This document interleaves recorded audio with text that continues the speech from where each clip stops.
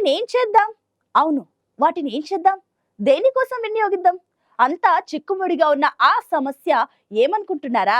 విశాఖ సాగర్ తీరాన అందాల అంచున అద్భుతంగా కట్టిన ప్యాలెస్ గురించి 700 కోట్ల రూపాయలతో నిర్మించిన ఆ విలాసవంతమైన భవనాలను ఏం చేద్దామనేది రాష్ట్ర ప్రభుత్వానికి అతిపెద్ద సమస్యగా మారిందిప్పుడు.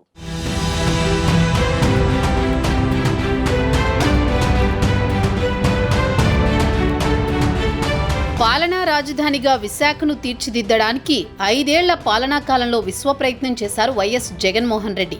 ఉత్తరాంధ్ర హెడ్ క్వార్టర్కి రాజధానిని తీసుకురాలేకపోయినా భూతల స్వర్గాన్ని తలదన్నేలా విలాసవంతమైన భవనాలను నిర్మించి వివాదాల నిలయంగా మార్చేశారు.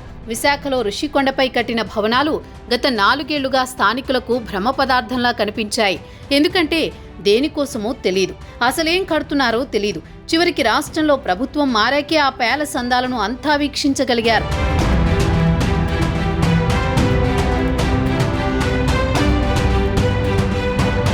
ఆ భవంతుల నిర్మాణం కొనసాగినంత కాలం ఋషికొండను ఎందుకు తవ్వేస్తున్నారు, ఏం కడుతున్నారని అంతా చర్చించుకున్నారు. అప్పటి ప్రతిపక్షానికి దీన్ని ఆధారంగా చేసుకుని పోరాటడానికో వేదిక దొరికింది. ఋషికొండ భవనాల లోపల ఎలా ఉంటుందో ఇటీవల రివీల్ చేసిన ప్రభుత్వ పెద్దలు మరో చర్చకు బాట వేశారని అంతా అనుకుంటున్నారు. కళ్ళు చెదిరే టైల్స్, ఇంటీరియర్ డెకరేషన్, చివరికి బాత్రూమ్ కమోడ్, బాత్టబ్ పై కూడా జాతీయ స్థాయిలో చర్చ జరిగేలా చేసింది ఆ ప్యాలెస్ నిర్మాణం.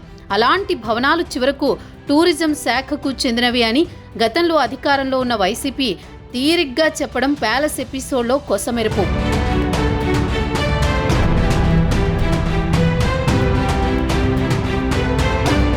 ఋషికొండ భవనాలను ఎలా వినియోగంలోకి తేవాలన్న దానిపై ప్రభుత్వం మల్లగుల్లాలు పడుతోంది. సుమారు 700 కోట్ల రూపాయల వ్యయంతో నిర్మించిన ఈ భవంతులు ఎలా వినియోగించాలో అర్థం కాక ముఖ్యమంత్రి చంద్రబాబు, ఉప ముఖ్యమంత్రి పవన్ కళ్యాణ్ కూడా తలపట్టుకుంటున్నారట. సీఎం, డిప్యూటీ సీఎం ఋషికొండ భవనాలు పరిశీలించిన తరుణంలో వాటిపై ఓ నిర్ణయానికి వస్తారని, అదే రోజు ఒక ప్రకటన కూడా వస్తుందని అంతా భావించారు. తాజాగా ఈ భవనాలపై ప్రస్తుతం జరుగుతున్న అసెంబ్లీ సమావేశాల్లో చర్చ జరగాలని బీజేపీ నాయకుడు, విశాఖ నార్త్ ఎమ్మెల్యే విష్ణుకుమార్ రాజు కోరుతున్న పరిస్థితుల్లో ప్యాలెస్పై చర్చ జరుగుతుందా లేదా అన్న ఉత్కంఠ విశాఖ వాసులతో పాటు రాష్ట్ర ప్రజల్లో కనిపిస్తోంది.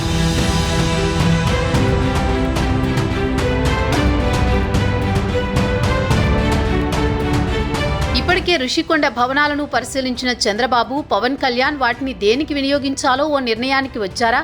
ఇప్పటిదాకా నడుస్తున్న ప్రచారం ప్రకారం జగన్ అక్రమాలను ఎత్తిచూపుతూ వాటిని మ్యూజియంగా మారుస్తారా, లేక పర్యాటక రంగాన్ని అభివృద్ధి చేసేలా మార్పులు చేసి పర్యాటకులకు అందుబాటులోకి తెస్తారా అనేవి సమాధానం లేని ప్రశ్నలుగా మిగిలిపోతున్నాయట. ప్రభుత్వం ఎలాంటి నిర్ణయం తీసుకుంటుందో బీజేపీ ఎమ్మెల్యే అసెంబ్లీలో చర్చించాలని చేసిన ప్రతిపాదనపై ప్రభుత్వ స్పందన ఎలా ఉంటుందో చూడాలి. ప్రజల మనసులో ఒకటుంటే ప్రభుత్వం మదిలో ఏముందో తెలియాలంటే మరికొన్నాళ్లు ఆగాలి.